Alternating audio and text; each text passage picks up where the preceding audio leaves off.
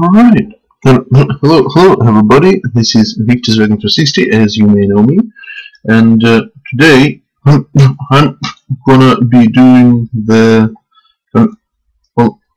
little tutorial or lesson video, whatever you want to call it, really, doesn't really matter, the introduction to the global values, like kind of variables.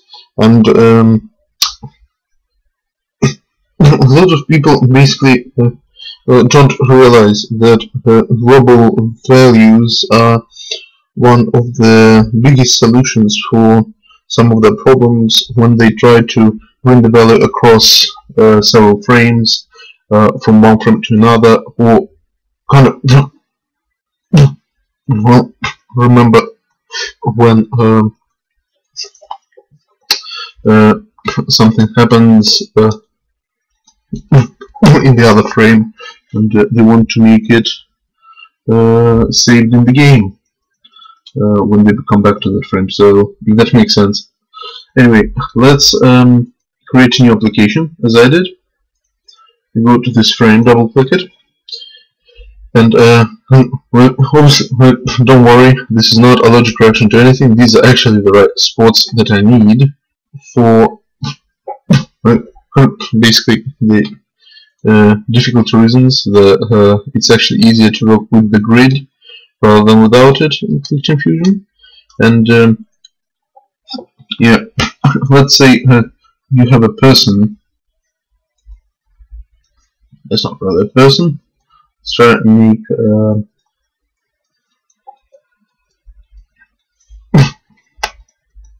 new active, redraw it so that it actually looks like a person.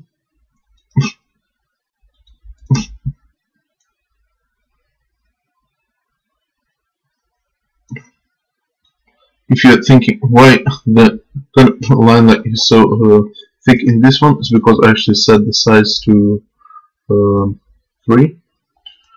So yeah, so go ahead. That size is actually 1, so let's just fill it in. Yep, looks okay, like a person. We don't need like the fully animated thing for this tutorial. So double click again, and let's make 3 doors, and create an active for 1 door. Double click. And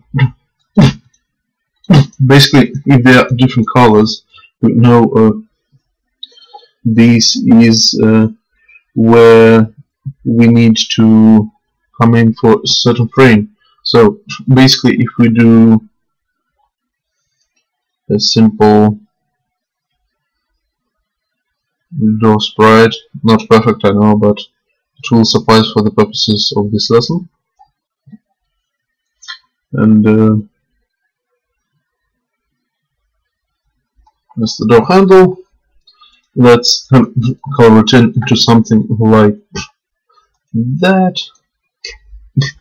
So that's door to the first frame, yellow one. Now, if you wanna kind of have the same object in the frame, but so that they're separate actives, we need to do clone object. Right click on the active and clone object, and select. We need 3 kind of same objects in the same row, so we need 3 columns, and let's have a bit of space between each one of them, 5 pixels, and there we have it. This is active 3, has been created automatically. So let's color in kind of into green, because if we kind of made the same object several times, it would change the color of all objects, and we wouldn't know which one is leading to which one. But yeah, now if we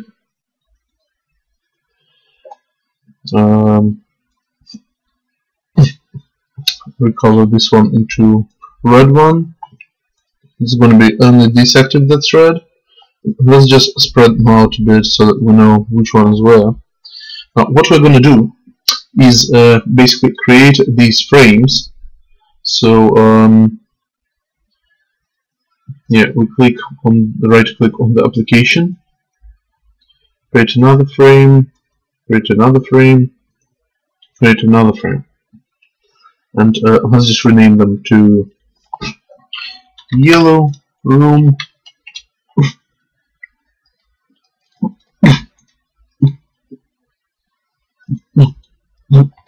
Then yep, like that. Green room, and the red room.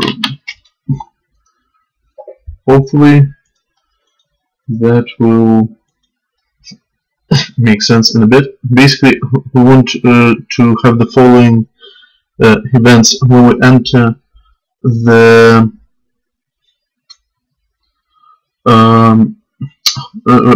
basically when we overlap any of these doors, press space, we enter the frame associated with these doors. So basically yellow room is going to be just an active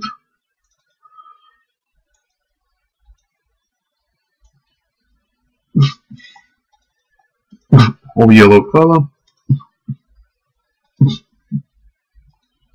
It's colored in. Let's copy paste this into other rooms so that we can just recolor it later on.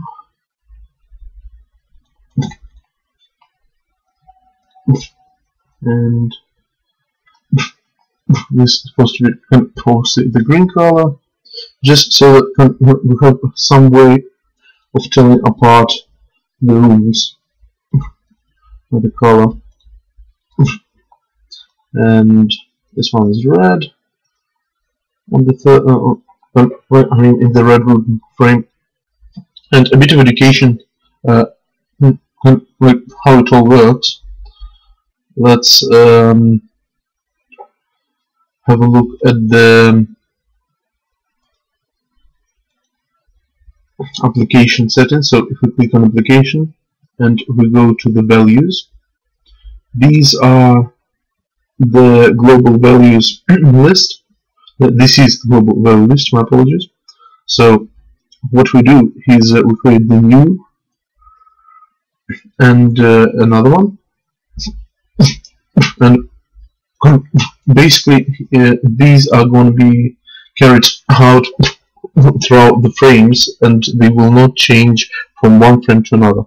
Let me give you a little example, not like example, rather in explanation.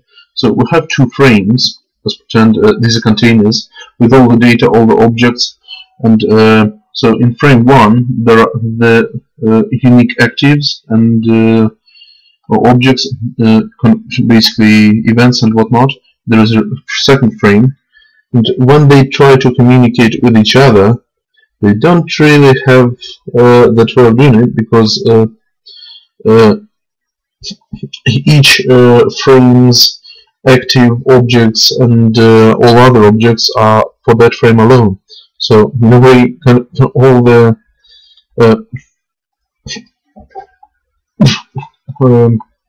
all of the things in each frame reset once a new frame appears. But there is a thing called globals, which is like global strings and global values. So values are being numeric, strings are being text variables, and we can access those globals from any frame. So let's have a look how it works now, shall we? Basically, we can store that value from the frame 1 into global, go to frame 2, and read it back from the global, with it being the same one as in frame 1. If we change it from frame 2, we again change it to the in the globals area and carry it on into frame 1. So let's have a look. Let's say we are in frame 1. Let's rename this active to a person. And obviously, like, this is like tutorial for those who probably are only starting with ClickTeam, so I'm just going to explain a bit how to do the events. If you know how to do it, then feel free to skip forward. Basically, I click on Event Editor, and where it says New Condition, I click it with the left mouse button, and I go to the event box that's called Mouse Pointer and Keyboard, click it, and go to Keyboard. Upon pressing the key, it asks us to press a key, in our case it's space, when we want to enter the door we are overlapping with our character. And now it has an event upon the spacebar press.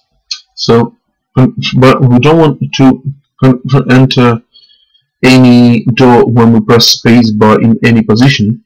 We want to make sure that the character is overlapping. So we need to add an extra condition to that event. Right click the already present event upon pressing spacebar, and we click Insert. And if the person overlaps another object, that is, we go to Collision and overlapping another object, and in this case we need to make sure it's overlapping the first yellow door. So once he does that, we can go to the frame called Yellow Room. So we'll go to Storyboard Controls column and right click it and do Jump to Frame, Yellow Room. Double click that.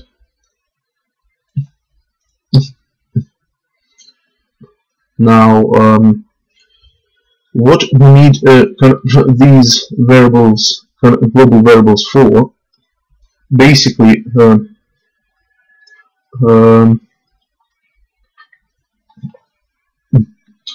if you restart the frame 1, like just now, like for example, if you exit the yellow room, you will restart at this position. If you exit any other room, like basically go to frame 1, you'll start at this position again. But this is where the global variables come in.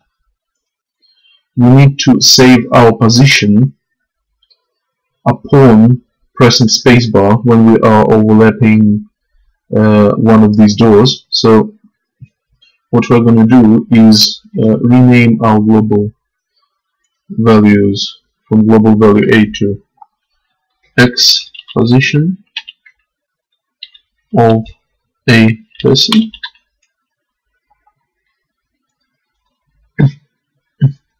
And that one, we double click the variables and rename it Y position of a person. Okay, press enter. And now, basically what we need to do is, upon pressing space, we need to write the value of the person active into those global values. So change global value, that's in the first column where you see the engine gears. We go to change global value, set, and X position of a person will be changed to this active's X position. So we go right click or left click the active, go to position menu and go to X coordinate. Okay, and the same way we need to write to the Y position of a person. Go again to change global value, set, change this to Y position of a person because that's what we need to write, and retrieve value from the active and Y coordinate. Yeah, so position, if you didn't notice, I clicked on the Y coordinate. So I'm not going to do it again, just in case that was too fast for you. So I will click OK. You can check what you've done by hovering your mouse pointer over the tick in the event editor. And now we just need to apply that to all the other doors. So what we do to make it faster is we select the whole event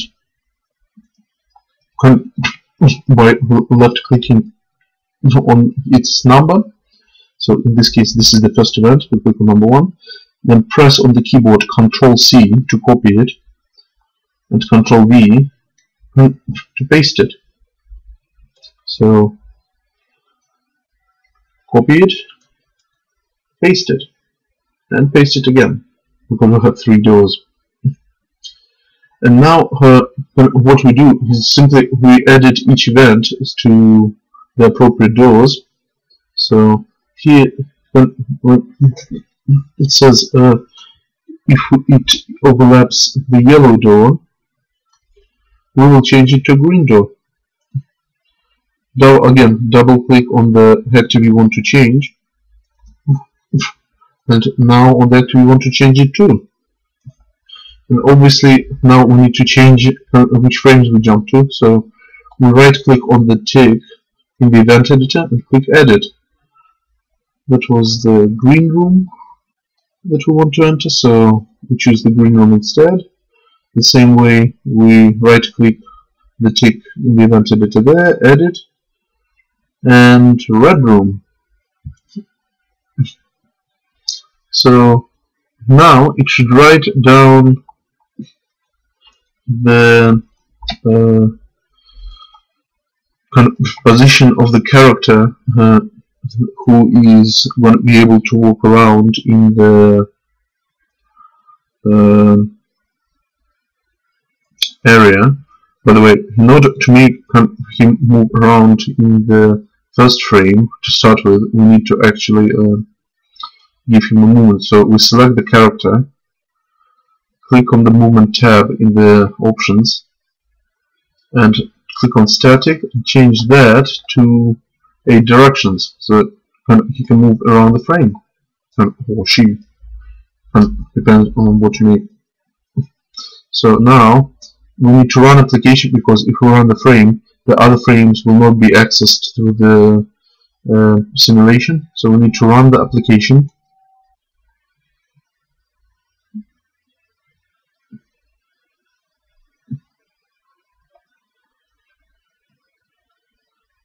It's going to take a while to render, and compile to compile properly. Hello, time to launch it. There we go. So now we've got a character who is running around, and in case you're wondering why he's behind the doors, not in front of them, is because I didn't put the right order in, so we can fix that in a bit. Now, for example, I want to enter the green door. I'm controlling it with the arrow keys, by the way, if you're wondering. So now he's overlapping the green door. If I press space, he's going to the green frame. Okay, now if we make an event to basically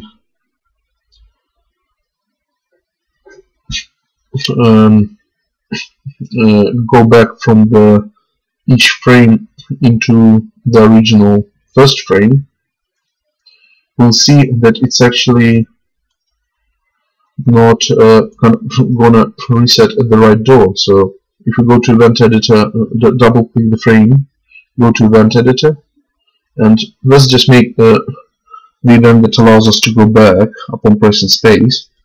So upon pressing a key, space, go back to jump to frame 1. Now we copy this event to the other frames, and paste it. The same way, Ctrl C, Ctrl V.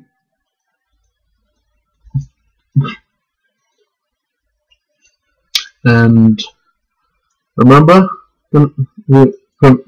global variables, values, they are supposed to save positions after exiting the first frame. So basically, if we try to go back at this point from one frame to another, it will simply bring us back to this position where he started originally, the character, because it does save the global values. You can see in debugger, this is basically a debugger for Quick Fusion. If you click on the plus there, X position of a person and Y position of a person, as soon as I click space in the game, they record the new values, but they do not bring them back when I press space again and return to the first frame. He starts again at the yellow door. Now, how can we fix that? Well, we go to frame 1 and go to Event Editor. At the start of the frame, we add a new condition. At the start of the frame, we basically need to set the X and Y position of a person to whatever global value was saved in there. So we go to position, set X coordinate, and retrieve the global value from there. X position of a person. So that we re-enter the scene at the same place where we exited it. At the same way, we need to change the Y position, Y coordinate, my bad, of a person, and set that to retrieve the global value Y position of a person that we saved. And obviously now that we do that, the person should appear. Can you guess where? That's right, at 0, 0, because our global values are at the moment set to 0 and 0. So what we need to do is have a look at which are values we set at the moment. So 103,221, and change the global values to 103 and 221. So that's the initial value. Obviously, as we enter different doors and different frames, it will change, and that's what we need. Just by the way, if you want to put the person in front of the doors, all you need to do is right-click the actual active object or any object in the scene and go to Order and Bring to Front. As you can see, his image is now in front of the yellow door. Let's check it out, shall we? So we run it. There we go. We enter the yellow door, the yellow frame, my bad, and the actual person is overlapping the door, but to the right of the door handle. We entered it. We exit it again with space. He's still to the right of the door handle. Let's try the red door. Remember the position. He's at the red door. We are now at the next frame. Let's check the global values. 58751, that's about right. Should appear there now. And obviously watch the Y position, X position as we press space. There we go, it changes. And he appears back at the green door. That's the very, very basic of how to use the global values and how you can make your position saved upon entering and exiting rooms. So yeah, obviously if you want to add a person in all these rooms and save their positions there, you need more global values for each room. So X position of a person in room yellow, X position of a person in room green, X position of a person in room red, etc., etc. So yeah, I hope that was helpful, and please do not hesitate if you got any questions to ask them in the comment section. I'll try and explain my best as good as possible, and good luck with your game design. That was Victor's Wagon 360, and I'll see you next time.